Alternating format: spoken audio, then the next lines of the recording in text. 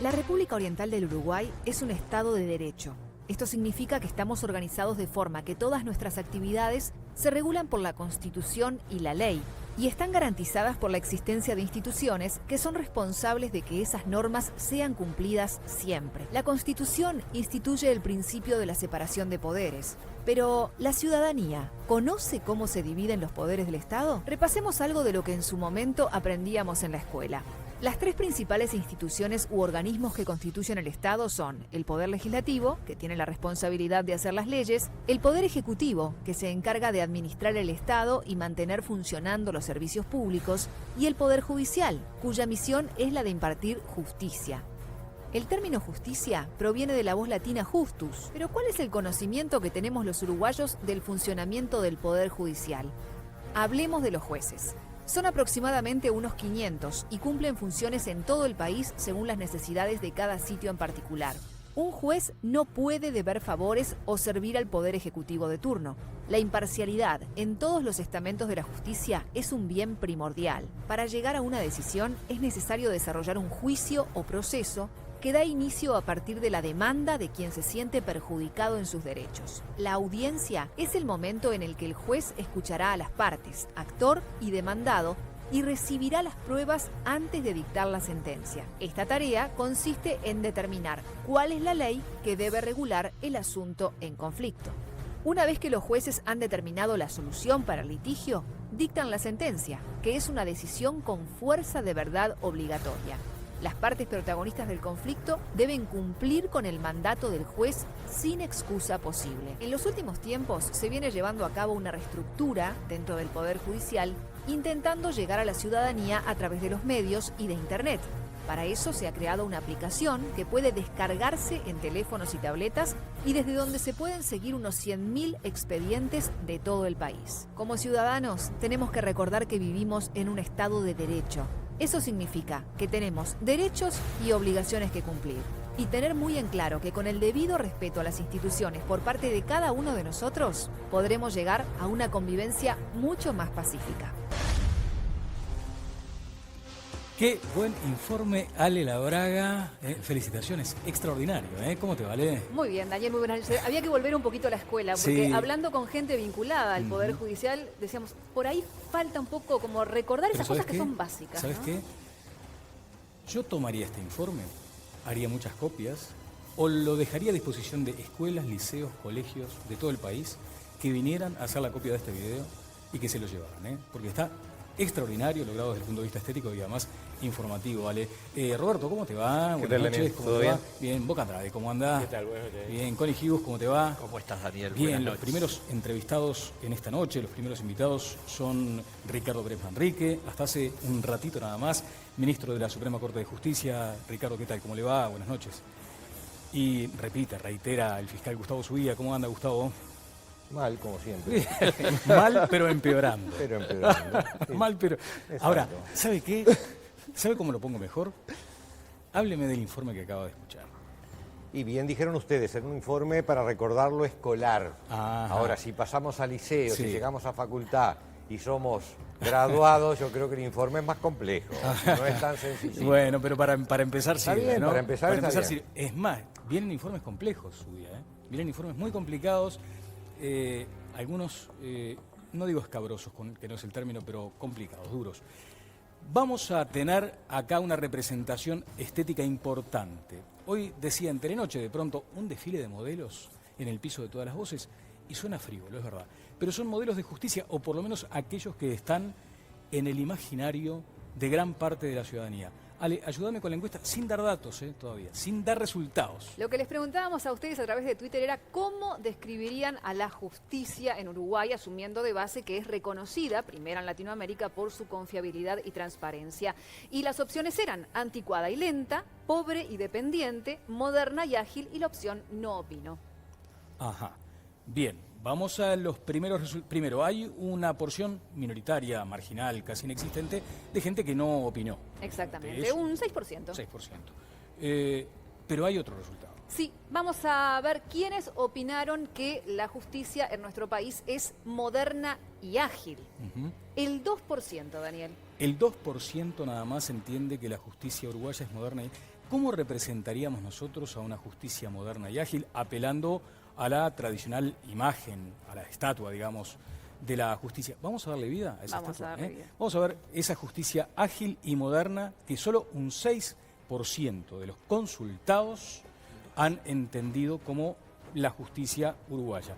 Es moderna, ágil, pero se ubica en el número 3, en el último lugar del podio.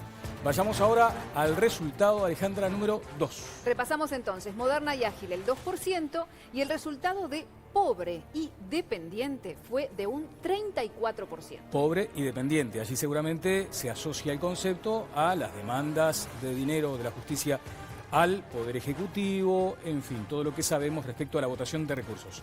Nos vamos al modelo número 2. Pobre y dependiente. Aquí ingresa, acá tiene la mano casi mendigando, la latita con monedas como si fuera un mendigo, descalza, además. El detalle de que carece, por ejemplo, de muy poco. En realidad, además, el maquillaje revela también ojeras cansadas, revela un rostro cansado, el de la justicia.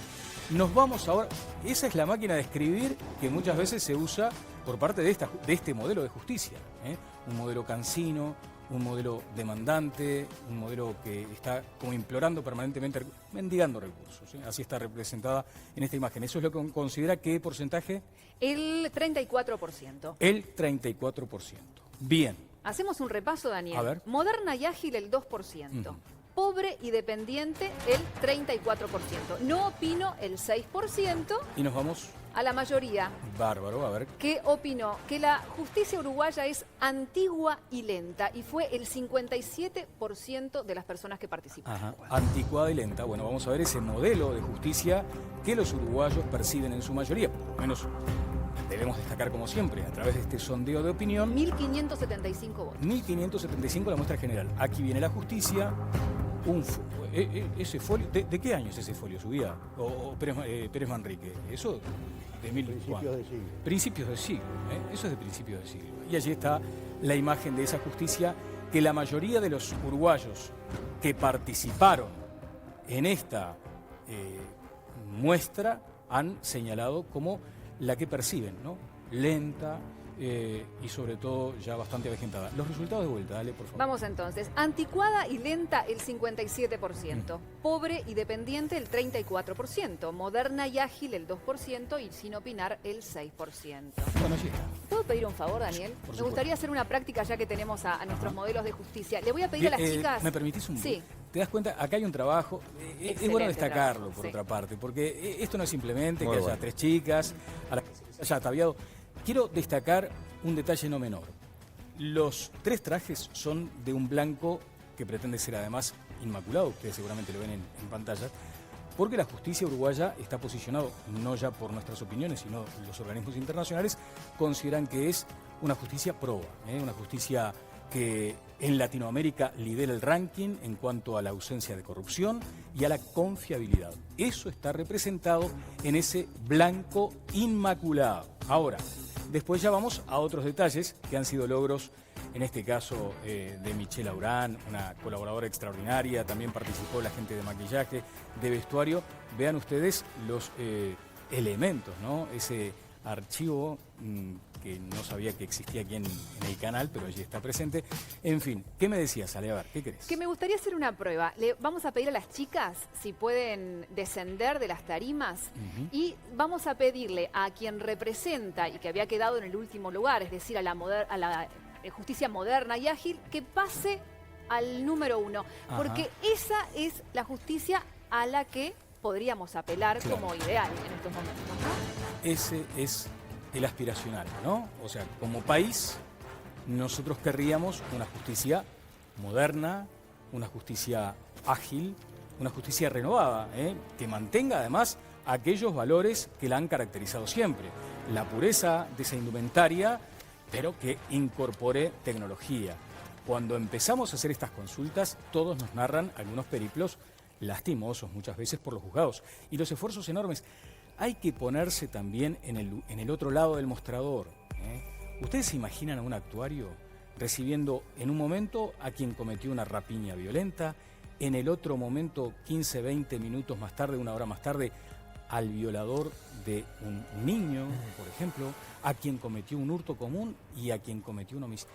Eso es lo que también muchas veces debe afrontar ese operador, tal vez el que está en el escalafón más bajo de la justicia, debe afrontarlo a diario. La aspiración como país es esa justicia moderna, para lo cual se necesita, imagino que la palabra está bastante clara, ¿no? Recursos. Bueno, muy bien. Así que quedamos con esa imagen. Si les parece, algunos comentarios sobre esto, muy breves en todo caso. Comienzo contigo, Andrade. Sí, yo creo que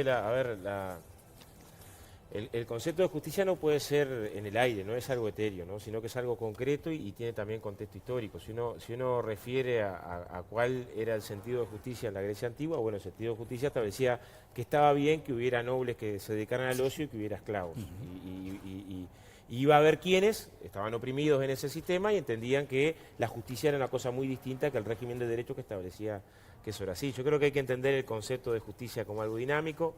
Hay que entender que el acceso a la justicia tiene mucho que ver con la calidad democrática y hay que entender que hay que romper la cultura de la impunidad.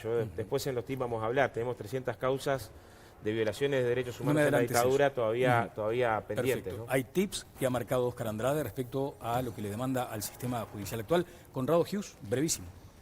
Yo simplemente decir que me parece la metáfora muy bien expresada, que la comparto y es también mi sentimiento, que por otro lado tengo la sensación de que muchas veces en el país lo que nos pasa es que nuestras aspiraciones son muy altas y nuestras realizaciones no alcanzan esos niveles. A tal efecto, busqué en mi biblioteca porque tenía guardado este libro que es de 1895 y que se llama Proyecto de Nuevo Código de Procedimiento Penal para la República Oriental del Uruguay, concordado y anotado por Alfredo Vázquez Acevedo, que era mi bisabuelo. Y dice en el primer párrafo de la introducción, cuando emprendimos los trabajos para la redacción de este proyecto, creímos que la reforma del Código de Instrucción Criminal, que así se llamaba el procedimiento penal antes, era una necesidad evidente y notoria. Todavía no hemos implementado, ya no el de Vázquez Acevedo, sino el que la legislatura aprobó en los últimos años. Recordame la fecha de ese libro. Connie, 1895. 1895. Apenas unos comentarios muy preliminares sobre lo que vamos a ahondar luego. Sobre esta representación, en principio, hay un informe disparador que ha preparado Roberto Hernández, que quiero presentarlo ya en los próximos minutos, pero Pérez Manrique, sus primeros comentarios. Primer comentario que me parece muy importante que un programa con la audiencia que tiene este programa hable de estos temas, hable de Estado de Derecho, de la situación de la justicia y todos estos temas que se van a desarrollar en todo el programa. Eso me parece muy importante. En segundo lugar, en cuanto a la credibilidad de la encuesta, primero me gustaría saber cuántas personas han opinado. ¿Cuántas personas opinaron? Son 1.575. No es una encuesta, es un muestreo. Sí, es un muestreo de gente que está activa en redes sociales, etcétera. Digo, yo lo que creo que más allá de los porcentajes, esto lo que representa la visión que tiene la gente del sistema judicial. Y que esa visión que la tiene la gente del sistema judicial admite otro tipo de lecturas. Es decir, por ejemplo, cuando uno tiene que hacer una encuesta sobre el funcionamiento del Poder Judicial, hay que hacer un corte entre aquellas personas que realmente tuvieron un contacto con el sistema de justicia y hablan en función de su conocimiento y aquellas personas que hablan por, digamos, por un criterio más general. Ricardo, ahora le quiero señalar, en la cuenta que tengo en Facebook, por ejemplo, hay comentarios de personas que estuvieron involucradas en procesos que son tremendos, terribles, duelen realmente. Me consta, sí, me consta. Fiscal Subía. Bueno, para el día de hoy, al momento actual, yo creo que le faltó una cuarta opción. Muy bien, a ver. Que hubiera sido una justicia con una brújula rota, es decir, desorientada. Perdió el norte. Al día de hoy estamos muy desorientados y si entramos ya a los bifes, que es lo lindo con el nuevo Código de Proceso Penal, la situación en que se encuentra, yo creo que estamos con una desorientación importante. Y cuidado, que no se vaya a cumplir el vaticinio, por lo menos, que plantea Conrado Hughes. Estamos hablando de que ese proyecto era de 1891. 95. 95, bueno, que no lleguemos al 2095 todavía con los proyectos de ahora, porque estamos en una situación de tal incertidumbre al día de hoy. Ahora, con respecto, si no ratifico lo que dice el doctor, obviamente que quienes participan en directo con la justicia, entre otras cosas, la mitad, para decirlo en forma muy grosera, pierde. Claro. La mitad pierde y la mitad gana. Así que de pique la encuesta tiene un 50% de gente que perdió. Y en general el que pierde tiene más memoria afectiva que el que gana y se acuerda más. Ahora, yo creo que hay una justicia proba, hay muy buenos jueces con un sistema arcaico, pesado y antiguo que hay que modificar y con leyes que gestan, y comparto acá con el compañero, la impunidad. Con Andrade. No solo la vieja, sino la actual. Sino la actual.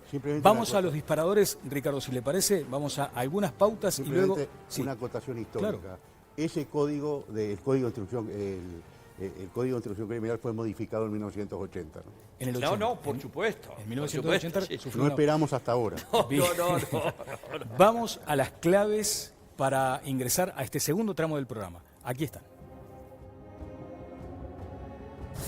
Justicia en Uruguay. 1. Debate sobre recursos. 2. El poder del Estado que vive de lo que le asignan. 3.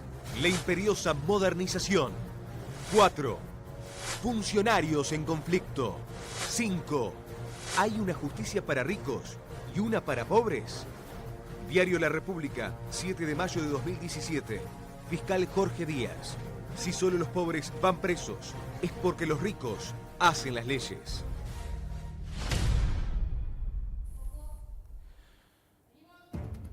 Bien, aquí estuvo parte del trabajo que ha realizado Roberto Hernández, que además, Roberto, para más adelante tenés otro informe que tiene que ver con qué. La pobreza de la justicia, Daniel. La pobreza, algo de lo que representábamos aquí, por Sí, ejemplo. sí.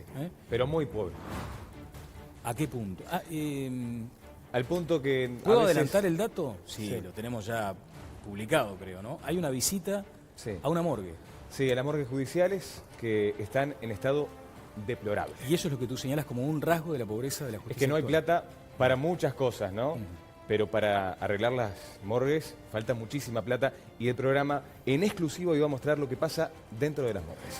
Bien, vuelvo con usted, Ricardo. Mencionaba muchas veces la necesidad de que la gente interprete algunas cuestiones vinculadas a la justicia. De hecho, usted dijo que se hace falta, o que se hace necesario un sinceramiento, repensar el sistema, mejorar el acceso a la justicia. Hay un plan estratégico, además, iban en línea con lo que decía Andrade.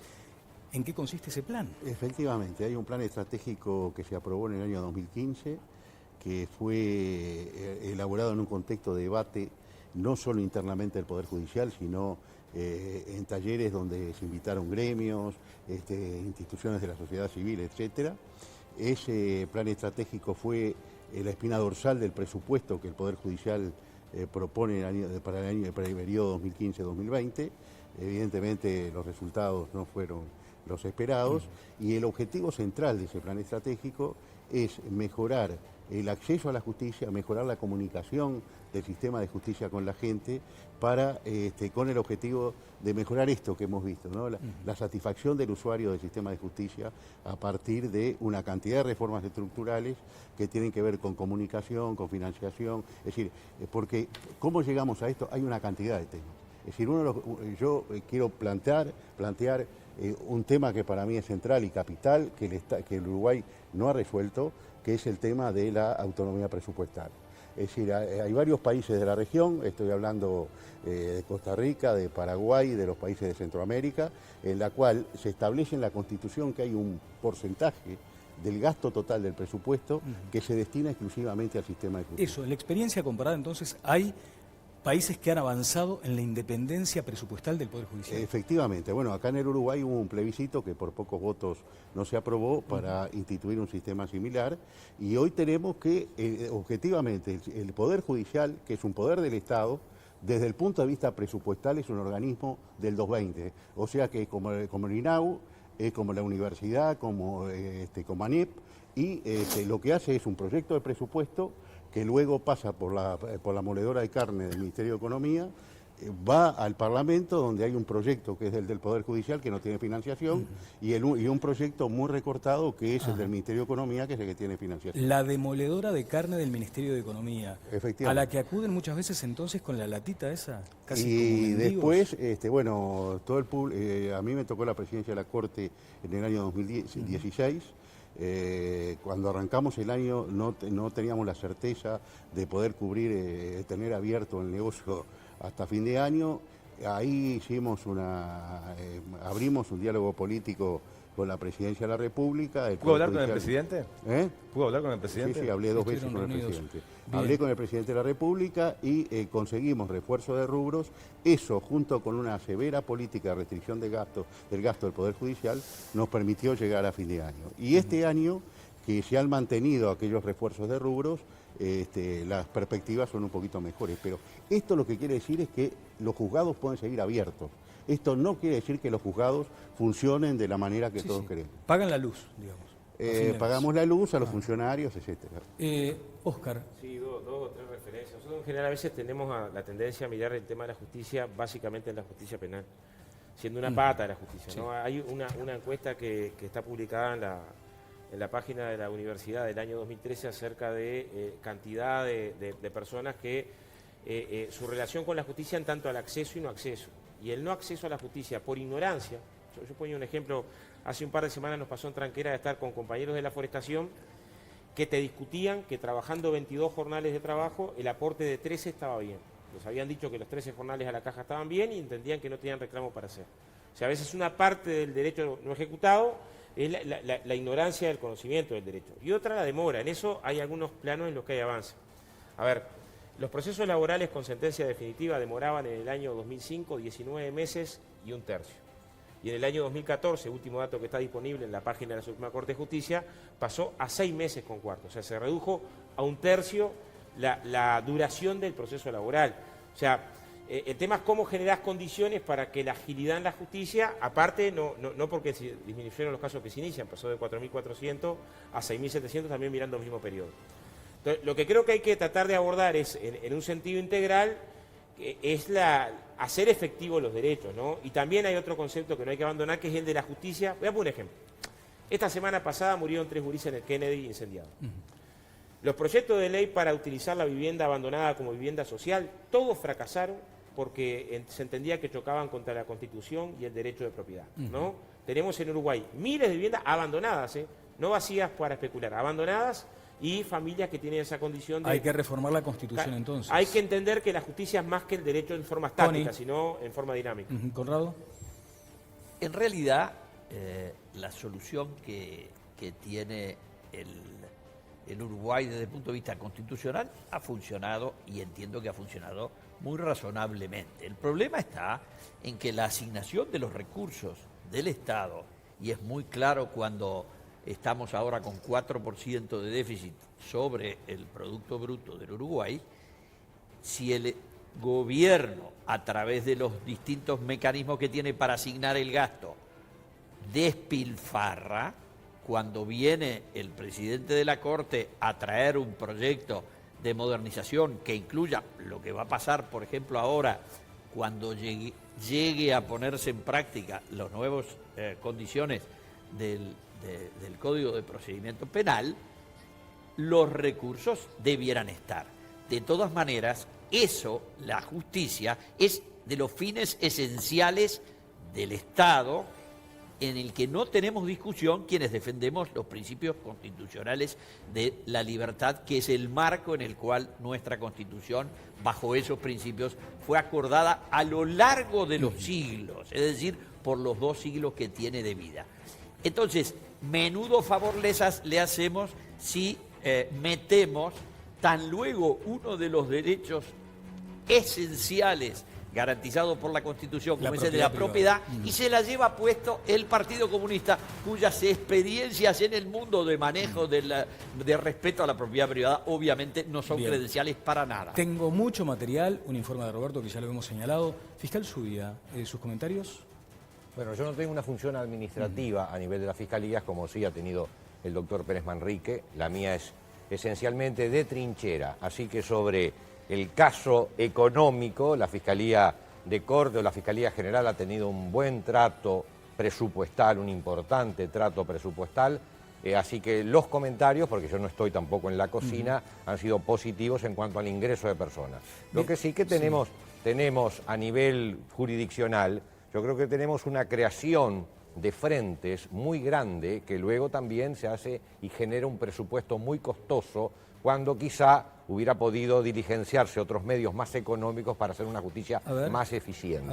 Bueno, estamos hablando ahora de lo que es el sistema oral, de lo que es el sistema escrito, del número de jueces que se necesitan y también de, en lo particular opino, que determinados mecanismos de excesivas garantías al momento del enjuiciamiento de una persona con la posibilidad de interponer recursos de todo tipo y color. Hoy están de moda las acciones de inconstitucionalidad, que plagan los juzgados, detienen los procesos, generan horas muertas. Es decir, creo que la justicia tiene que tener también cierto equilibrio entre las garantías que se lo dan a los justiciables, pero también un razonable tiempo en que salgan las sentencias. Si hablamos de años para que las sentencias salgan porque se pueden interponer en la jerga nuestra, se llama chicanas, para empezar desde la mala óptica. Después están los derechos bien ejercidos. Pero si damos esos ámbitos de discusiones interminables, y quizás hablemos del conflicto de los judiciales,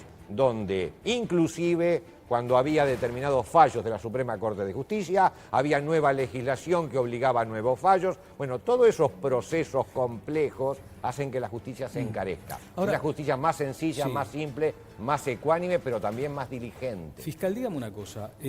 Algunas de las cuestiones que usted acaba de plantear pueden llegar a ser condicionantes para la puesta en marcha de un cronograma que ya está establecido. Si yo le digo, por ejemplo, a usted y a Pérez Manrique también, 16 de julio, seguramente en este caso usted no está pensando en el maracanazo, en el aniversario. No, porque a mí el fútbol no me interesa, en absoluto. Varias veces me lo dijo y me parece curiosísimo. Pero y respeto a las personas que pueden analizar durante 40 minutos si le pegó con la comba para la izquierda, para la derecha. Yo creo que es un milagro uruguayo ese tipo de disquisiciones. Pero ¿sabe lo que me parece? Es que hay un cronograma establecido con una fecha 46 días, 3 horas, 9 minutos, 38 segundos. Está, 16 de julio, y resulta que hay una versión de que las fiscalías no están prontas para asumir el nuevo CPP. Y sí, y yo creo que sí, por eso le dije que una de las diagramaciones que ustedes escenificaron, me parece que habría una brújula rota, hay desorientación. Entonces hay que suspender. Enorme desorientación. Yo creo que si me pregunta, cuando me dé 5 minutos me paro en la cancha. Por ahora hay que suspenderla, digo sí, hay que prorrogar y para el 1 de febrero del 2018, para hacer algo serio, el prorrogar unos meses para empezar a fin de año, cuando se recargan las sedes penales, porque las tramitaciones a fin de año empiezan los abogados a querer terminar todo antes de fin de año, más presentaciones de libertades, eventualmente de escritos de todo tipo y color y de solicitudes, no tiene sentido lógico. Bueno, va a tener sus 5 minutos. 1 de febrero. Va a tener sus 5 minutos. Sí, a mí me preocupa, es decir, yo sé que hay una urgencia de hablar del tema del Código del Proceso Penal, y a mí sinceramente me interesa toda la justicia, no la parte penal solamente. Claro, pero porque lo he dicho reiteradamente que lo penal es el 20% del trabajo total del Poder Judicial. O sea, que de cada 10 personas que comparecen ante el Poder Judicial, solamente 2 tienen que ver con el proceso penal. ¿Pero no es el más sensible? Y, lo que pasa que es lo que tiene más prensa, entonces, es decir, lo que genera más revuelo, digamos así, y hay datos que realmente no se conocen, de cosas que se han hecho, pero lo penal impacta, Ricardo, usted sabe, ¿no? Es decir, a mí me preocupa algo. Sí. Yo admito que el sistema constitucional ha funcionado relativamente bien, pero durante todos los gobiernos de este país, en distintas circunstancias de la realidad económica de este país, nunca el Poder Judicial pasó más allá del 1.2 del gasto, del total del gasto, y un 0.3 del producto. Y esto es una constante histórica con todos los gobiernos de todos los partidos políticos, etcétera. Yo creo que acá es un tema a pensar, porque es un tema que tiene que ver con cómo la sociedad y cómo el sistema político considera al Poder Judicial. En eso estoy de acuerdo. Sí, ¿estás de acuerdo con Raúl? Permítanme, vamos a emitir un informe que tiene que ver con esto que acaba de plantear Pérez Manrique, que tiene también algunos de los comentarios del fiscal Zubía y que pretende ser un disparador para el debate. Seguimos en Todas las Voces con este informe. A ver. La pobreza del Poder Judicial. El dinero no es todo, pero ¿cómo ayuda? Al menos ayudaría a tener una justicia uruguaya ayornada a los tiempos que corren. En 2016, los ministros de la Suprema Corte no sabían cómo hacer para cubrir los gastos de funcionamiento. Los refuerzos presupuestales enviados por el Poder Ejecutivo después de varias negociaciones no fueron suficientes y hubo que apretar los cinturones. Pero lejos de obtener más fuerza como Sinbad el Marino, se debilitó en distintas áreas. Tuvo que cerrar 12 sedes judiciales en el interior del país. No podía hacer frente a los costos de alquileres. Estos juzgados pasaron a funcionar dentro de otros. En el resto, se suprimieron horas de servicio de seguridad privada y personal de limpieza. Se limitaron gastos de mantenimiento. Los arreglos eléctricos y sanitarios, si no son de urgencia, pueden demorar varias semanas y en algunos casos, meses. En juzgados del interior, donde es necesario cortar el pasto, la tarea no se hace con la frecuencia ideal. Se pidió a todas las dependencias ahorrar al máximo en papeles y tinta de impresora. Funcionarios aseguran que por momentos faltan estos insumos. A esto se le suma la falta de personal en la mayoría de las áreas, lo que hace que los funcionarios estén sobrecargados. La falta de dinero hizo que no se llenaran vacantes. La respuesta del servicio telefónico 1907 puede demorar 1 hora. Comprobamos llamando. En 30 minutos avanzamos del número 13 en la lista de espera al 6. La razón: no hay suficientes operadores. Los trámites y búsqueda de expedientes también generan largas esperas, pese a que con mínimos recursos se avanzó en la digitalización. Hay una importante falla en el manejo de los bienes incautados. Muchos detenidos, a los que se les incautan celulares u otros artículos y luego son liberados por considerarlos inocentes, no pueden recuperar sus bienes porque se pierden o no se encuentra. Otra gran debilidad del sistema son los técnicos y especialistas que trabajan para la justicia. Sueldos bajos y condiciones laborales que ahuyentan a los profesionales. Muchas morgues del interior son decadentes y no hay plata para mejorarlas. Estas imágenes exclusivas a las que accedió Todas las Voces muestran cómo trabajan nuestros forenses. Hay morgues que tienen graves problemas estructurales, grietas en paredes y techos. Una de ellas se inundó tras una tormenta, como lo muestra este video. En la morgue de Paysandú, en su interior, se formó un hormiguero. Las condiciones mínimas de salubridad y trabajo, en muchos casos, no se cumplen, según denuncian los profesionales. En algún caso, no se puede hacer la correcta conservación de los cadáveres y el instrumental médico para las pericias no siempre es adecuado porque no se repone a tiempo. No hay forenses suplentes en varios departamentos y tienen que estar todos los días las 24 horas a las órdenes. Algunos se escapan los fines de semana para descansar y no ser encontrados. Lo mismo pasa con los psiquiatras. Es por todo esto que cuando hay llamados por vacantes no se presenta ni el número de profesionales requeridos. Sin recursos, ¿posible cambiar esta realidad? ¿Hay justicia con la justicia? Excelente informe. Qué terrible. Están en un empate técnico con la Rosita Labraga. Dos extraordinarios informes que revelan algo complicado, ¿no? La justicia pobre. La justicia pobre y la pregunta, ¿hay justicia con la justicia? ¿Hay justicia con la justicia? Tengo una fuente en la Suprema Corte de Justicia que trata también de atemperar un poco esa sensación que queda de pesadumbre por las circunstancias difíciles que tiene la justicia, y me dice, hay una mejora muy importante, algo de eso decía Óscar Andrade, en la duración de las audiencias que ya está operativa en casi todos los juzgados civiles de Montevideo. Es la grabación en audio que baja los tiempos hasta en un 50% y brinda más garantías. Y me dice, otro avance importante será pasar del preingreso web de los asuntos judiciales no penales al ingreso web directo. O sea, esto es desde la computadora del abogado directamente a la sede competente. Y no demorará más allá de los primeros meses del año próximo, dice esta calificada fuente de la Suprema Corte de Justicia. Las imágenes de la morgue estremecen, ¿no? Porque no muestras nada que no sea algo que muchos trabajadores nos han denunciado sistemáticamente entre noche. Hicieron un paro que no tenía precedentes hace poco. Están en conflicto. Cuando ve esto, Pérez Manrique... Bueno, cuando veo esto, la cuestión es el vaso medio lleno, medio vacío. Claro.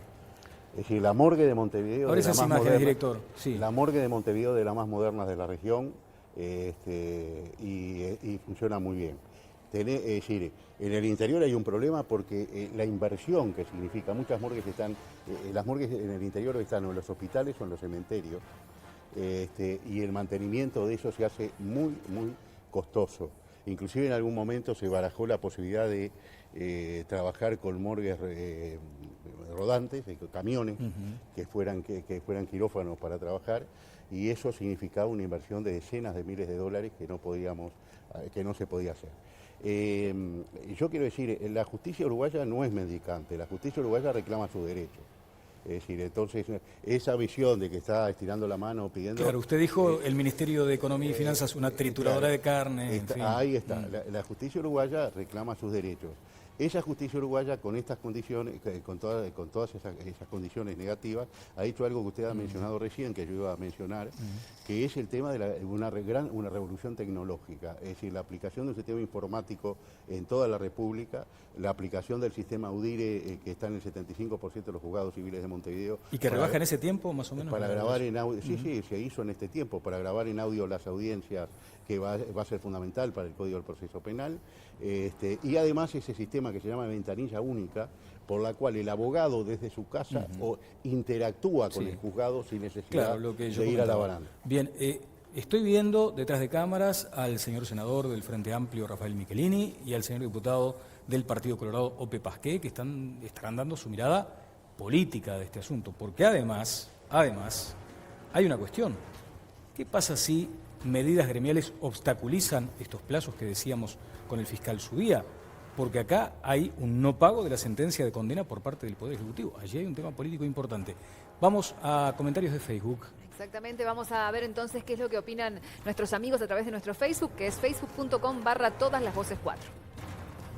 Claudia Silva, vergonzosa, inentendible e indefendible.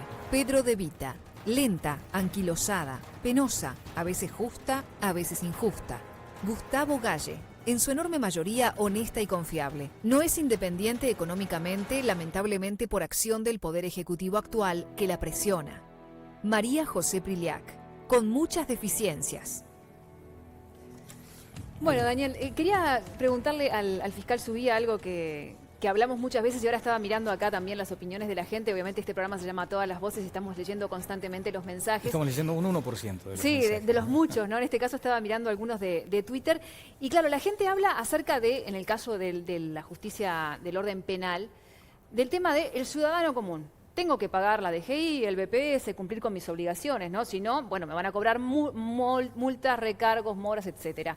Ahora, hay como una percepción muchas veces de que el delincuente comete un delito, ingresa al juzgado y sale por la otra puerta, por ahí, ¿no? De una forma un tanto liviana. Esa es la percepción, y veo que allá Pérez Manrique hace así con la cabeza. Ya estaba hablando también con jueces que muchas veces el común de la ciudadanía no entiende tampoco cómo funciona la interna de la justicia, ¿no? Pero me interesaría, Subí, hablar un poquito de este tema. ¿Cómo se le puede explicar a la gente el tema esa percepción que se tiene por parte del ciudadano de que el delincuente entra y sale? Vamos a aclarar primero que usted y yo no nos pusimos de acuerdo antes de empezar el programa para que me hiciera esa pregunta. Para nada. ¿No? Simplemente me la hace. Yo estoy absolutamente de acuerdo con la percepción del ciudadano común, quizás no en sus datos minúsculos, pero sí de que tenemos un sistema de benignidad tan intenso que la persona normal dice: yo tengo que pagar mis deudas y si no pago recibo sanciones o ejecuciones del Estado. Y en el área más sensible, que es el área de los delitos, tenemos hoy, de acuerdo a las últimas estadísticas que han descendido, un número de procesamientos sin prisión que llevan al 38% o el 40% referente a los delitos cometidos. Hace 2 años o 3 estábamos en el 48% de procesamiento sin prisión. La excusa que tradicionalmente se da para el procesamiento sin prisión es que la persona no es todavía declarada culpable y por lo tanto tiene derecho, y es una especie de adelanto al nuevo acusatorio que se viene, tiene derecho en delitos menores a esperar la sentencia en libertad. El problema es que ese casi 40% que es procesado sin prisión y que en principio, si lo analizamos, yo estaría de acuerdo, cuando llega la sentencia condenatoria que dice: señor, usted cometió un delito, como el ciudadano común dejó o omitió pagar un tributo. Bueno, usted cometió un delito por el mecanismo de la libertad condicional, esa persona no regresa nunca a prisión. Quiere decir que en los hechos hay un 38-40% de delincuentes, porque han tenido sentencia condenatoria ejecutoriada, que fueron procesados sin prisión por un avance del acusatorio en estos últimos años y luego no regresan a prisión en un 99% de los casos. Entonces, si eso no es entrar por una puerta y salir por la otra, es que un 40% entra por una puerta y sale por la otra. Y ese es uno de los beneficios, simplemente, uno.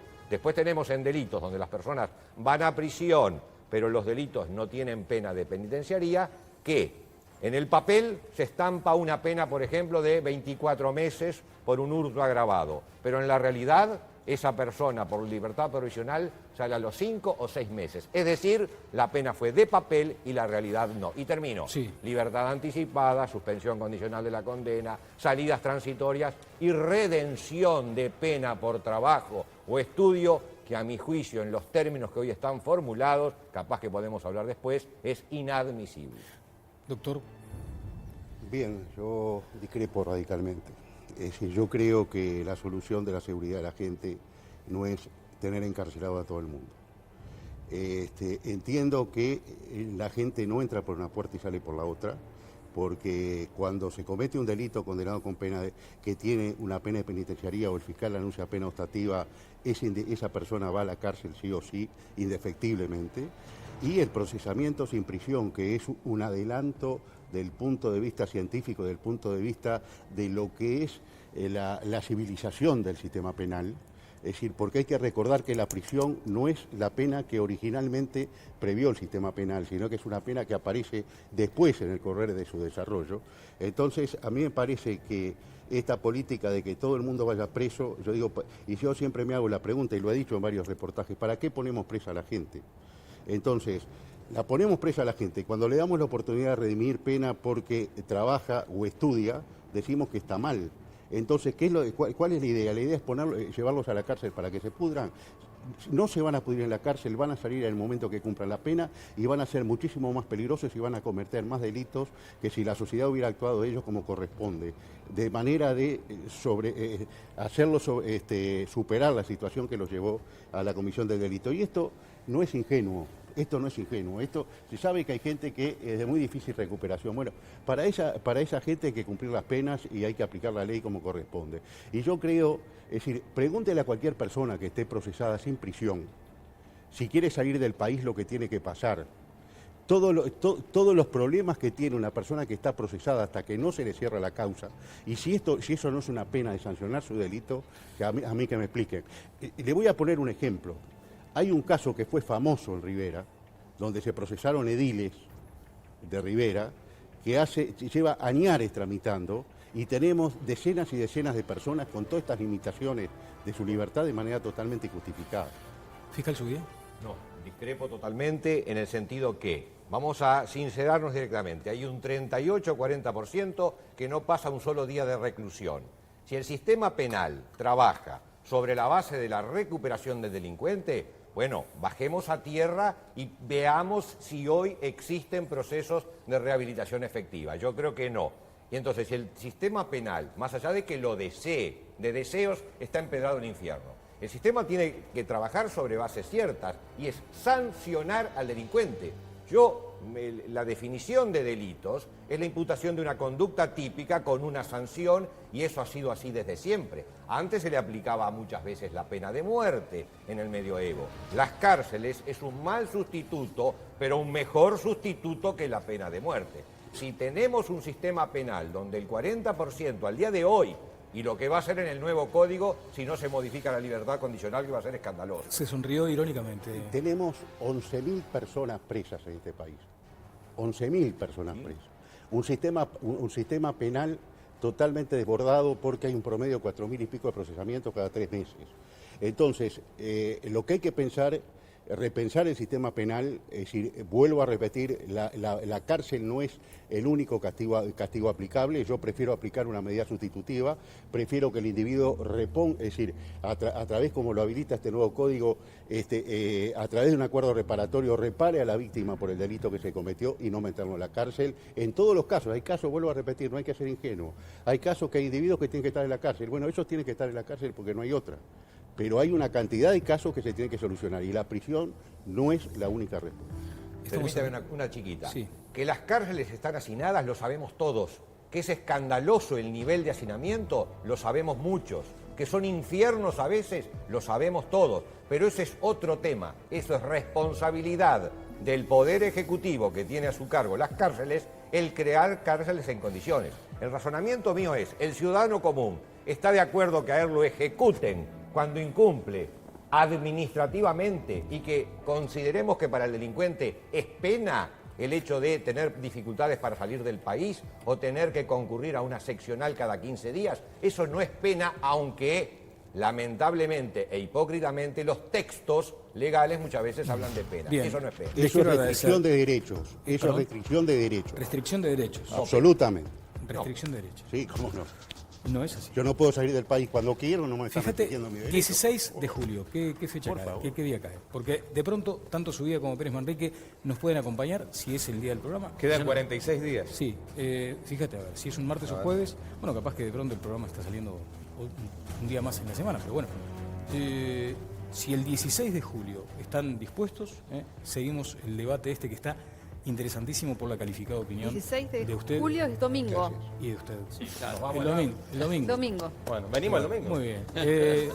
Bueno, nos vamos a otro informe. Ya están el senador Rafael Michelini y el señor diputado Ope Pasquet en minutos antes este nuevo informe. Nuevo Código de Proceso Penal. 1. Un mojón en la historia. 2. Propuesta de aplazamiento. 3. Suprema Corte de Justicia no quiere modificar calendario. 4. Necesidad de ajustes legales. 5. Modernización del sistema. 6. Cambio en las investigaciones. 7. Se modifican los roles. 8. Un fiscal con superpoderes. Un fiscal con superpoderes. El fiscal de corte estuvo acá, le decíamos que le faltaba la capa para ser un superhombre de la justicia, se lo describíamos así en aquel primer programa. Pero opinó, hizo algunos comentarios respecto a la justicia, o sea, pobres encarcelados porque las reglas las dictan los ricos, Óscar Andrade, Sí, o algo así. Después lo amplió el concepto, ¿no? Sí. A ver, yo hago una referencia para no morirme de un ataque de úlcera. A ver, 9 de cada 10 mujeres que están presas, lo dijo acá el comisionado, 9 de cada 10 mujeres que están presas sufren violencia sexual desde niñas, ¿no? A veces queremos entender que nació el día de la rapiña, o sea, nació el día que cometió el delito. Contexto de historia no tuvo, ¿no? Para analizar los seres normales versus los seres anormales, ¿no? O sea, y la lógica del romanticismo penal espontáneo, es decir, vivan las penas. Sí, yo creo que sí. A ver, voy a poner un ejemplo. En los últimos 3 años, 1.812 trabajadores quedaron discapacitados de por vida producto de un siniestro laboral. Casi 2 por día según datos del Banco de Seguros del Estado. O sea, y ese es un dato a la baja, un dato a la baja. La inmensa mayoría de estos siniestros, pero la inmensa mayoría no se investiga. No se investiga en términos de saber si en el momento del siniestro laboral el trabajador tenía las condiciones o no tenía las condiciones. Si había responsabilidad empresaria. Cuando ubica el concepto del fiscal, y lo ubica bien, de selectividad en general, no solamente, yo sé que una parte de OPE la critica en el sentido de la responsabilidad de los que hacen las leyes porque son clases pudientes, pero en realidad la entrevista es más larga y ubica un concepto histórico, social, más complejo que ese, que sería cuestionable, es que sí, cuesta enfocar los delitos hacia arriba. Y las cárceles, es un hecho abrumador, están repletas de jóvenes pobres. Gracias, Óscar. Senador Rafael Michelini, muchas gracias. Buenas noches, ¿cómo le va? Diputado Ope Pasquet, ¿qué tal? ¿Cómo anda? Sobre lo que decía Andrade, Ope. Bueno, mire, pero yo no creo que se pueda responsabilizar a las leyes porque en las cárceles, por ejemplo, haya más pobres que ricos. Eso no es un problema de la ley, es un problema de la conducta, de cómo se da. La mayor cantidad de delitos son los delitos contra la propiedad. Hay más de 100.000 denuncias por hurto cada año y más de 20.000 denuncias por rapiña por año. Felizmente las cifras de los homicidios son muchísimo más bajas, más o menos 270, 280 por año, porque esa es la conducta humana. Ahora, ¿quiénes atentan contra la propiedad? ¿Los que ya la tienen? Si los ricos salen a rapiñar, evidentemente no. Esa es la explicación de que haya más pobres. Hay ricos que roban de otra forma también, ¿eh? Ahora, Eso no es un problema de la ley, es un problema de la conducta. Quiero hacer una circunstancia, quiero hacer un capaz apunte, Ope Oscar, coincide, capaz no. Vos tenés el hijo de un peón rural que se emborracha el adolescente, va al baile, se pelea y manotea un celular. Termina procesado. Tenés el hijo de un gerente que le pasa la misma circunstancia, seguramente tenga una defensa jurídica mucho mayor y más efectiva y difícilmente termine en la misma condición. Mismo hecho, ¿no? Y puedo dar casos hasta con nombre y apellido de estos hechos en términos de la circunstancia posterior. Que la condición de acceso a la justicia, por eso presentaba el informe que está en la página de la UDELAR, limita a determinados sectores sociales objetivamente, ¿no? Y que les genera condiciones de mayor vulnerabilidad también en los procesos, para mí es indiscutible. Senador Michelini, primeros comentarios. Que la justicia muchas veces es injusta, lo sabemos. Que nosotros sabemos que la sociedad es injusta, también. Y que estamos peleando para que esas injusticias se modifiquen. Es la lucha de todos los días. Lo primero que todos tenemos que saber es que no puede haber impunidad.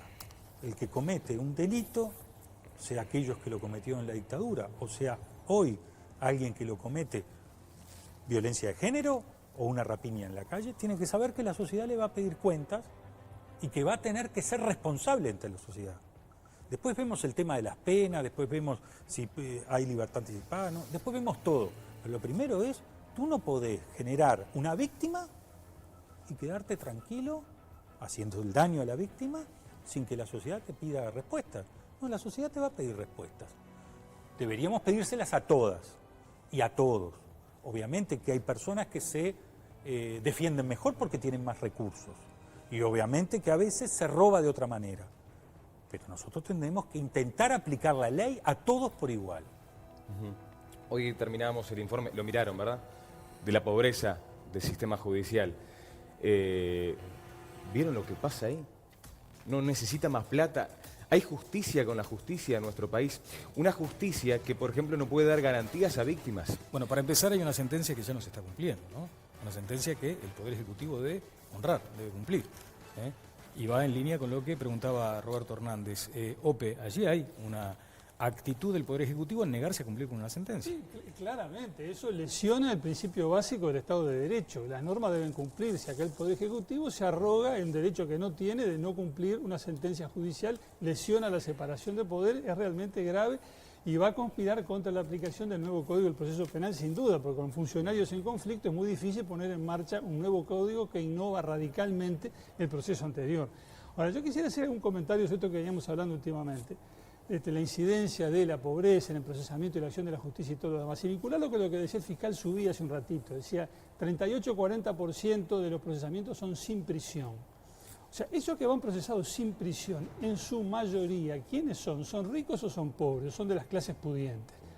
Evidentemente, la mayoría, como es la mayoría de gente sin recursos la que comete delito, es la mayoría también la que se beneficia de esa impunidad que de hecho genera nuestro sistema.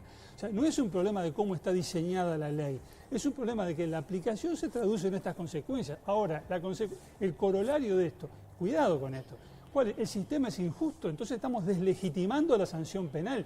El mensaje que estamos dando es, el delincuente en realidad no debería estar preso, es víctima de una sociedad injusta, pobrecito. Digo, con ese mensaje alentamos a la delincuencia y por el contrario, castigamos moralmente a la persona honesta, trabajadora, que un día se encuentra con que lo roban, con que lo asaltan y después el comentario es, pobre el delincuente. ¿Estás de acuerdo con eso, Conrado? Absolutamente comparto en un 100% lo que acaba de plantear Ope y estaba por decirlo, porque si seguimos utilizando los mismos argumentos a los que alude Oscar respecto a las posibilidades materiales, trayendo un ejemplo, digamos, de la vida cotidiana y con ello concluyendo, ¿cuál es la conclusión? ¿Que no va a ser delito el hurto? No, de ninguna manera, salvo que la sociedad haya cambiado y en primer lugar haya decidido que la propiedad privada queda abolido, en cuyo caso la sociedad uruguaya se puede ir al diablo como le está ocurriendo hoy a la sociedad venezolana. Voy a ir con el senador Michelini, antes por una alusión Oscar y además quiero comentarios de... Gracias, Roberto. Connie tiene que agarrar un monstruo y todas las semanas mostrarlo, digo, Venezuela y los comunistas. Los comunistas son parte del tinglado. Para aclarar el ejemplo primero, en el sentido de decir, la limitación de la vivienda abandonada es una limitación que está en la inmensa mayoría de los países desarrollados. En la inmensa mayoría. En Hamburgo son 6 meses, hay en Bélgica, en Dinamarca, en la inmensa mayoría. Se entiende que la vivienda abandonada es una patología social grave, que lo que genera, entre otras cosas, son problemas ambientales, problemas de seguridad, terminan siendo una boca de pasta base, un aguantadero.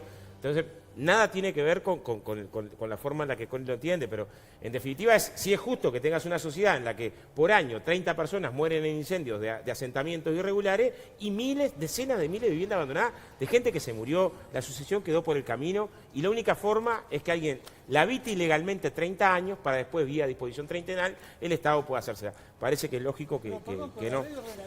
Hay un plazo de prescripción breve para cuando lo ocupa la familia pobre. Sí, el plazo de prescripción sigue siendo el mismo. Es más, tuvimos una discusión en Montevideo con respecto a esto, ¿no? Jurídica y abierta, pero por algo fracasó el proyecto de ley que estaba presentado en términos constitucionales. Tenemos una dificultad ahí enorme.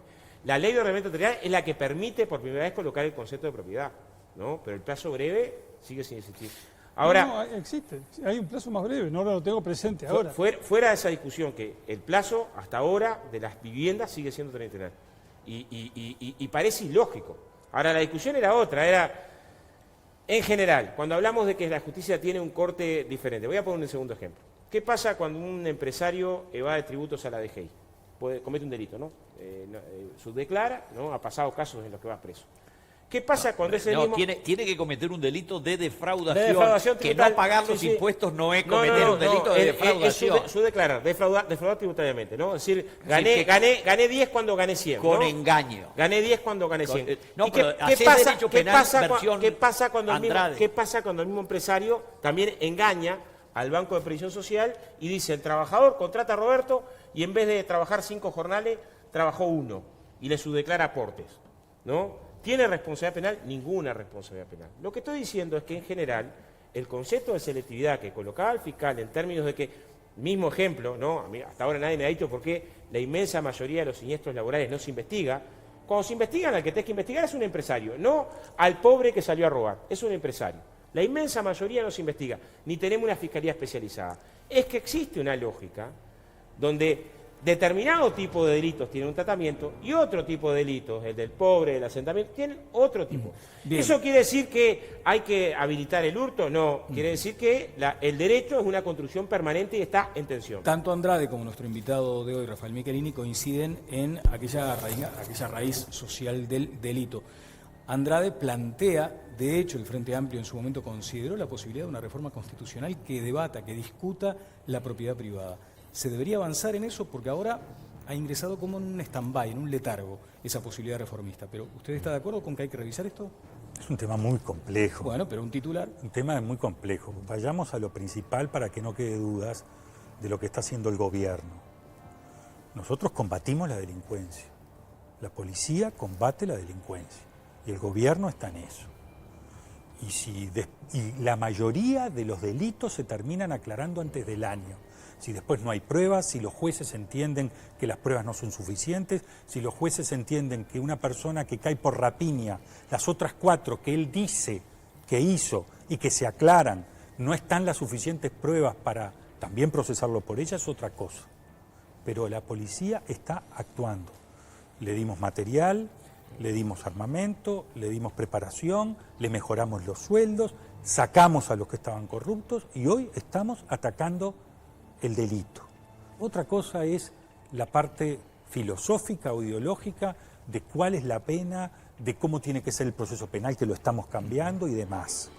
Pero tenemos un gobierno que no quiere que las personas que sean víctimas, por ejemplo una mujer que la violan, una patota que agarra y golpea a una persona, 2 delincuentes que a mano armada asaltan en una casa, queden esos delitos impunes. ¿Ope? Yo creo que esa es la actitud que hay que asumir, es decir, perseguir a la delincuencia y darle a la población la tranquilidad que reclama. pero no creo que se pueda decir que un delito está aclarado cuando no hay prueba para que la justicia pueda procesar. Porque entonces, ¿aclarado según quién? ¿Aclarado a qué efectos? Está aclarado cuando se dice, mire, fulano y mengano son responsables, van a ser procesados por esto, la justicia podrá llegar a una decisión sobre su situación. Pero si la aclaración es simplemente una certeza íntima que tiene el policía, que no la puede objetivar, no la puede llevar a la justicia, yo entiendo que no hay tal aclaración. Reconozco que se ha avanzado, que ha habido un esfuerzo para mejorar la acción policial. Digo, falta mucho todavía, me parece que eso es notorio. Y en cuanto, porque vuelvo con el tema de la ley y cómo se tratan las cosas, si hay infracciones a la ley penal, siempre se puede denunciarlas. Si hay empresarios que violan la ley penal, lo pueden hacer. El que estampa declaraciones falsas en un formulario ante los organismos públicos incurre en falsificación ideológica por un particular y se puede denunciar, y los sindicatos pueden denunciar, y los fiscales pueden actuar de oficio, y con el actual régimen del proceso penal hasta los jueces pueden actuar de oficio. Que no se haga por una inhibición cultural que no se quiera hacer, que los sindicatos no denuncien porque no se acostumbraron todavía que si el empresario actúa mal lo pueden denunciar penalmente, es otra cosa. Pero las leyes uruguayas permiten que todo aquel que comete delito sea denunciado y que la justicia ante la denuncia tenga que actuar. Intensa actividad en las redes sociales. Quiero que me leas algunos comentarios, Ale, por favor, sí, de bueno, lo que está pasando en este momento. Hay muchos, ¿no?, que tienen que ver con el tema, sobre lo que planteaba por allí Oscar respecto al origen en cuanto al plano socioeconómico, ¿no? Dice, bueno, hay muchas familias que por ahí salen de un plano socioeconómico muy bajo y no y sin embargo no tienen por qué salir a delinquir, ¿no? Dan muestras. Esos mensajes se han reiterado. Vos sabés, Daniel, que yo quería hacerles una consulta, porque uno de los cambios de este nuevo Código del Proceso Penal tiene que ver, entre otras cosas, con el proceso que hasta ahora era escrito y reservado, que pasa a ser público, ¿no? Donde se va a poder participar de forma pública, como lo decían también nuestros invitados anteriormente, se va a grabar, es decir, que va a haber un acceso inmediato a todo lo que ocurra en ese juicio. Pero en las últimas horas, a través de las redes sociales, Enrique Viana, el doctor Enrique Viana, dijo lo siguiente: el nuevo proceso penal es código del miedo. No denuncies, no atestigües, porque de lo contrario, cara a cara con el rapiñero en el juzgado. El polémico doctor Gustavo Salle también habló acerca de eso, dice, aumentarán los asesinatos de testigos, denunciantes, abogados, jueces y fiscales, una mexicanización de la República Oriental del Uruguay. Y me gustaría saber qué opinión tienen de ese tema. Bien, con Michelini, yo, sí, piedra volada Ope, pero tengo pendiente un aportecito. Una cortita. Sí. Esta idea de que la distribución de la droga se hace en locales abandonados es completamente peregrina, pero además quiero recordarles que el delito de usurpación, que está en el artículo 354 del Código Penal del Uruguay, tenía una redacción que daba lugar a confusiones. En consecuencia, por ley de 18.116 del 23 de abril del 2007, es decir, del gobierno del Frente Amplio, mayoría del doctor Vázquez, se estableció que será castigado con 3 meses de prisión a 3 años de penitenciaría el que con fines de apoderamiento o de ilícito aprovechamiento ocupar en forma arbitraria, parcial o totalmente un inmueble ajeno. Y como si esto fuera poco, dice la ley aprobada por el Frente Amplio, y yo aplaudo, que constituye una circunstancia agravante el hecho de que la usurpación se cometa en inmuebles ubicados en zonas balnearias, delimitados por los gobiernos departamentales. Y este delito, que antes no tenía esta norma, será perseguido de oficio o a instancia de parte, en cuyo caso la denuncia podrá ser presentado por cualquier persona y en cualquier momento. Bravo por la defensa del derecho de propiedad, contigo, que obviamente no se parece en nada a las tesis de Óscar Andrade. De Óscar Andrade, bien, ya voy a estar contigo, Óscar, pero antes había pedido Pasquel la palabra, por favor. Yo veo que hay quienes pretenden hacer del nuevo Código del Proceso Penal una especie de cuco, que contiene cosas espantosas y horribles que antes nunca se vieron. El careo, por ejemplo, existe desde siempre. El Código Procesal Penal actualmente vigente, por supuesto que admite el careo, y ha habido careos toda la vida. El tema es proteger después a la víctima, La como pasó en el caso de La Teja hace un mes, por ejemplo. La innovación que introduce el nuevo Código del Proceso Penal es que no permite el careo entre el imputado y los testigos protegidos, por ejemplo, entre otros testigos. Hay una norma expresa que antes no había.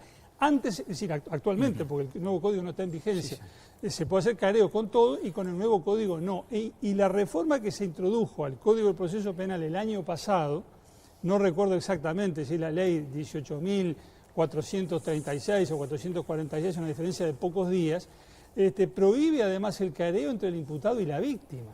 Sí, son disposiciones que antes no existían y que se introducen ahora. Y se habla como si lo que introdujera el nuevo código fuera justamente lo contrario, la posibilidad de un careo que antes no existía. Sí, que se vean frente a frente, por ejemplo, víctima y victimario, ¿no? Que es lo que se señala como uno de los riesgos. Usted dice que eso está perfectamente establecido en el nuevo código. Exactamente.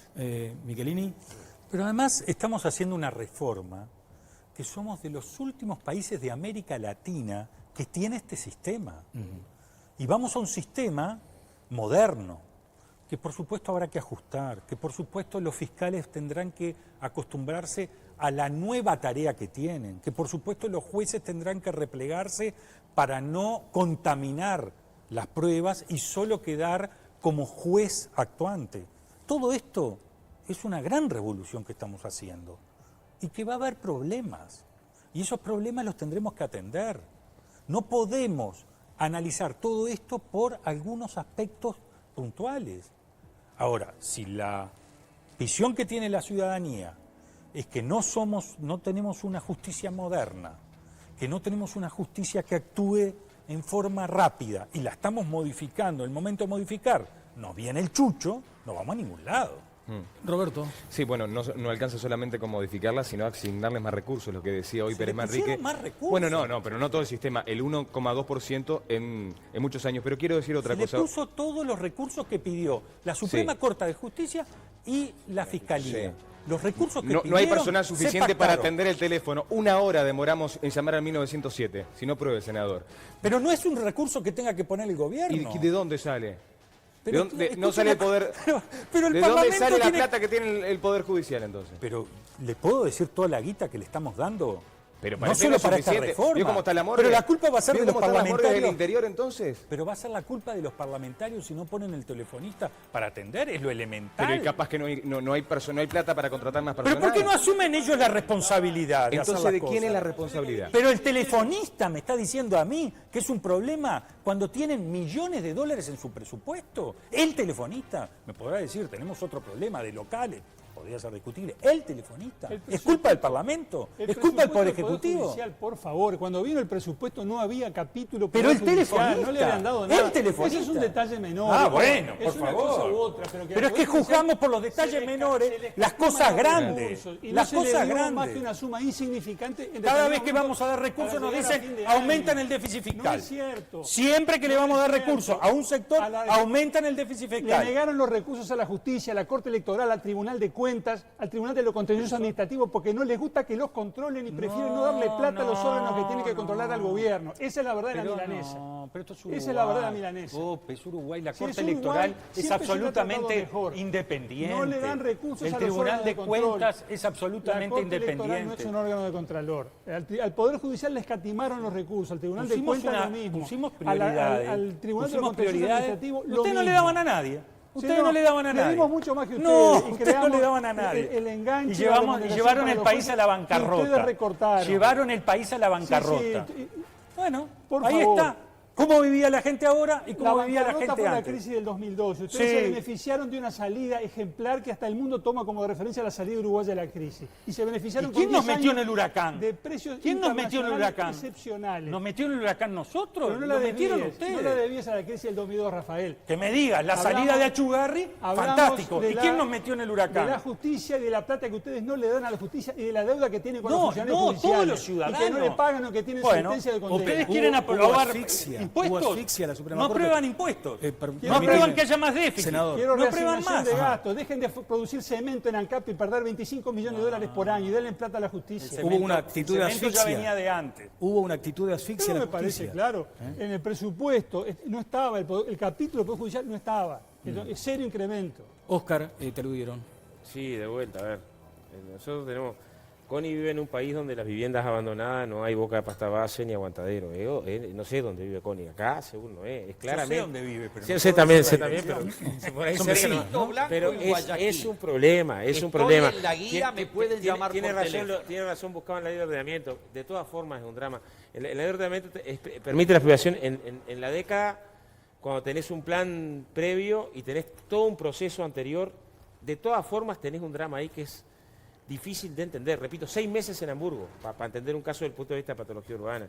El problema en general que creo que no logramos enfocar, es decir, a ver, el debate de la justicia y el derecho, la justicia como construcción.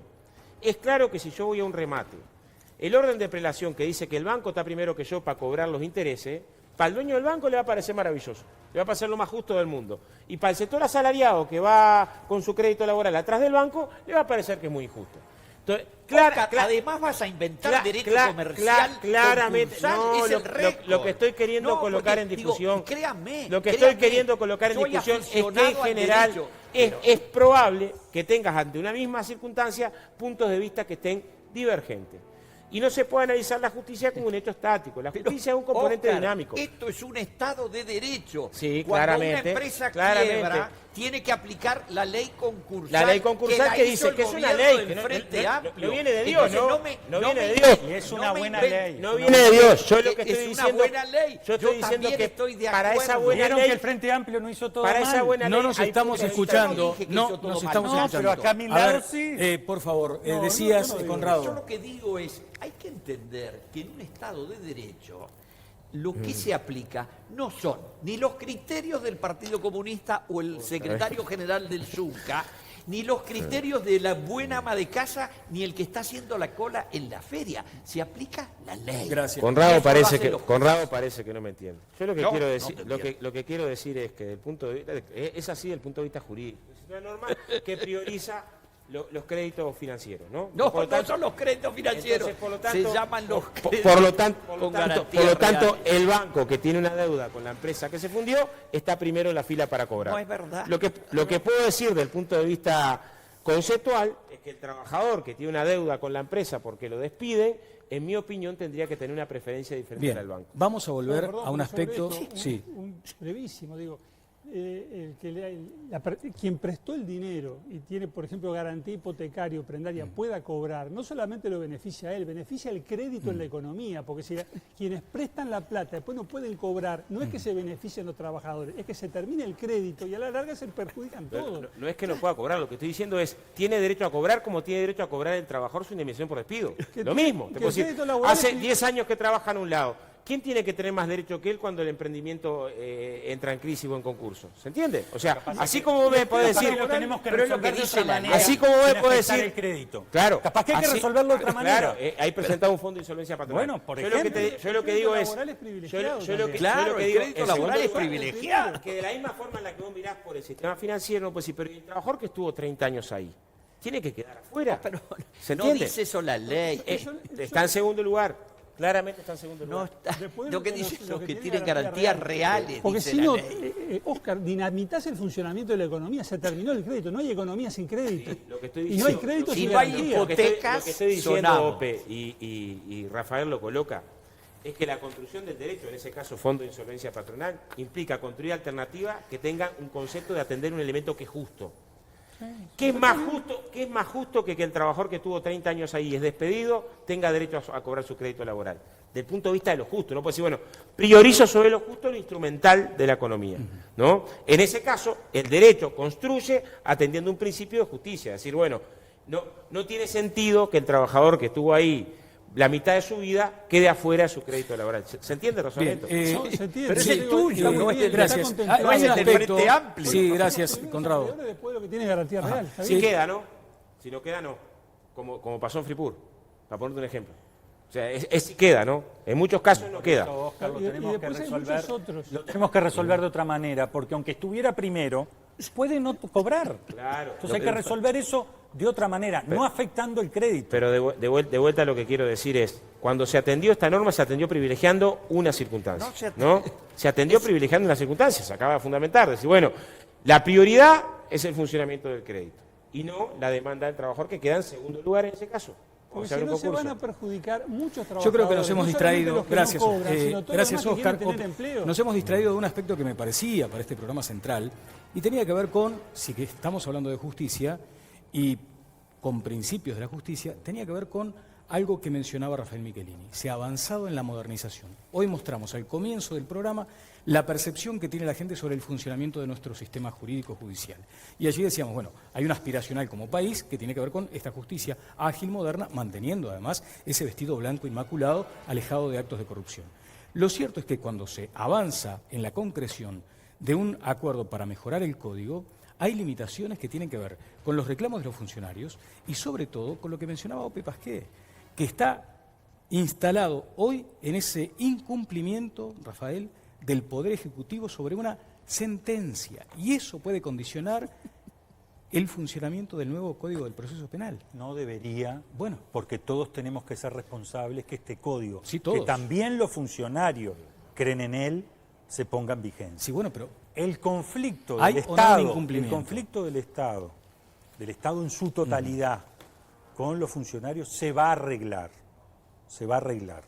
Esto tiene una historia, es muy compleja, no se puede describir en un minuto y las cosas que tienen historia marcan el presente. Pero el conflicto se va a arreglar.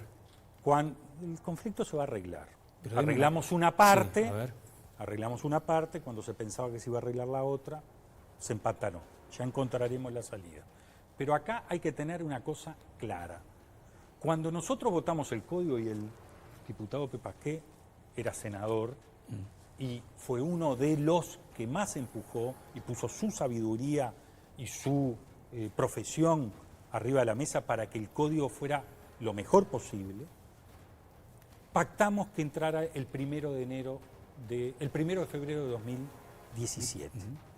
Obviamente había un problema presupuestal que había que arreglarlo en el 2015 o en el 2016. Se acordó Gobierno, Suprema Corte y Fiscalía con qué plata se necesitaba contar. Por supuesto que la Suprema Corte o la Fiscalía pedían más, pero se acordó un monto. Con esto estamos, con esto estamos. Y en vez del 1 de febrero íbamos al 16 de abril. No se puede ahora poner razones presupuestales para decir que el código no entra. Ope. No se puede poner esa razón. El código tiene que entrar. Lo pactamos entre todos. Bueno, cumplamos la palabra, que es la primera condición de todo esto. Cumplamos la palabra, ese es el tema, sigo. No, yo creo que las razones presupuestales, y en esto coincido con Rafael, no se pueden invocar. Los problemas para poner en marcha el nuevo código son otros. Yo, si tuviera que sintetizarlo, diría, los fiscales no están prontos, es lo que han dicho. Me parece que el Poder Judicial está más cerca de estar en condiciones, los fiscales no están prontos. Y hay ajustes normativos que hay que hacer. No todos los ajustes que se dice que se pretenden, que serían cerca de 100 artículos nuevos. No, eso no. Pero hay mínimos ajustes como el de la libertad condicional que señalaba Subía, que hay que hacer. Los ajustes mínimos se pueden hacer, pero lo que no se puede hacer es tener, digamos, un colectivo que va a pasar a tener un rol estelar, que es el de los fiscales, si ellos mismos dicen, miren, no estamos prontos. Ale muchas veces aterriza estos temas a la consideración de la gente, porque además tienes el acceso a las redes permanente. Sí, y allí ella planteaba eso, ¿no? Sí. La puerta giratoria se dice en algún momento, la puerta de vaivén, entran por un lado, salen por otro. ¿En qué medida el nuevo código va a mejorar esa situación que es la que percibe mucha cantidad de gente? Decía, Sale. No, que queremos agradecer, Daniel, profundamente porque somos nuevamente Trending Topic y esto es muy importante, toda la gente que está colaborando con nosotros, poniendo, ¿no?, todas las voces en juego a través de las redes sociales. Y están muy enganchados además con la polémica y todo el debate que se está armando por acá. Claro, debate que además en este caso estuvo precedido por otro muy intenso y tenía que ver con aquello de las libertades anticipadas. En su momento tuviste una opinión sobre eso, Rafael, que generó cierta polémica. Sí, y la mantuve. Ahora se modificó a partir de la ley. Quien es primario tiene el derecho de la libertad provisional. Yo en un momento dije anticipada y la Corte se ofendió porque la anticipada da la Corte, pero es la provisional. Ahora, con esa ley, quien hace una rapiña, un hurto, y ya fue primario, y ya no es primario, perdón, entonces va a quedar detenido, pero decíamos recién fuera de cámara con el diputado Pepa que muchas veces la policía no llega con todas las pruebas y quien debe juzgar encuentra que hay dudas y hay circunstancias. Yo voy a poner un caso personal. Mira, a mí me pegaron viviendo ahí en Luis Lamas un tiro en una pierna. Me quisieron robar el auto, un tiro en una pierna. Yo identifiqué una persona. El juez no estaba seguro. Y el testimonio de un testigo, en este caso la víctima, yo, obviamente no puede ser la única prueba porque el momento, el segundo, el instante puede llevar a una confusión. El juez a esa persona no la procesó. Y estoy seguro que él es más sabio que yo. Yo soy víctima en ese caso. Poco tiempo después me hizo ver a otra persona que para mí era un poquito más baja, familiar de la anterior, muy parecida, y que para el juez, naturalmente, que ya estaba presa por otra rapiña, y que para el juez estaba convencido que era él, que era esa la persona, pero no tenía el testimonio mío, que yo había marcado primero otra. Para el juez estaba identificado. No pudo procesar por ese segundo intento de rapiña a el delincuente que ya estaba, repito, preso por otras cosas. Pero quiero dejar en claro que muchas veces ocurren esas circunstancias. La policía y los jueces encuentran, pero no terminan de probar el último instante, y ante la duda, naturalmente, hay que darle al reo la posibilidad, la duda de que es inocente. Bien. La Fiscalía está convocada a un rol preponderante, los fiscales se transforman en actores principalísimos, pero lo que decía Ale y lo que transmiten a través de las redes sociales, aquello de esa sensación, no digo de indefensión de la víctima, pero muchas veces decir, pero ¿y qué pasa? Que acabo de verlo, me robó, fue a la justicia, ahora, mira, pasa por mi casa y me saluda todavía. Me saluda intimidatoriamente. ¿Va a mejorar con el nuevo código, Ope? Ese tipo de circunstancias, ¿o no tiene que ver? No, yo creo que ese tipo de circunstancias precisamente no va a mejorar, digámoslo con toda franqueza. ¿Por qué? Porque el nuevo código dice que la prisión preventiva no será preceptiva, parece un juego de palabras, pero en ningún caso. También dice que hay una amplia gama de situaciones en las cuales el juez, a pedido del fiscal, puede disponer la prisión preventiva. Yo creo que en la aplicación práctica va a haber poca diferencia con respecto a lo que pasa hoy en día. Pero no va a haber más personas presas de una, digamos, porque llega la denuncia. Gracias, o Ope. la presentación Ale. policial. Bueno, después de todo este debate y toda esta polémica, primero queremos agradecerles porque también ha explotado, hablando en términos comunes, nuestro Facebook. Recuerden que es Todas las Voces 4, pero les quiero contar sobre todo a los mamis y a las papis que para prevenir que los piojitos vuelvan a instalarse en la cabeza de los chicos, nada mejor que Xanasecto, el repelente de piojos que viene en esta caja naranja que ustedes están viendo por allí. Dura todo el día, es el único con pistola atomizadora que es muy fácil de aplicar. Como dice el jingle, con repelente de piojos Xanasecto, ahora sí que los piojitos no entran más. Bien, vamos a una brevísima pausa. Bueno, por eso tiene, si hubiera tenido ahí, por ejemplo, el gas ese que se usa. Pausa y nos venimos nuevamente al último tramo de Todas las Voces.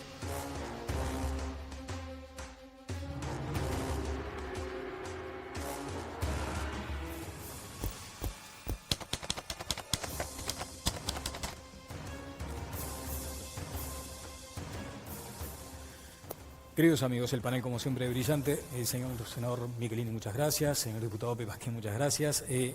Los convocamos, esto va a dar para más, seguramente es un primer capítulo del tema justicia. Nos reencontramos el próximo jueves a las 20:30. Que pasen todos muy bien.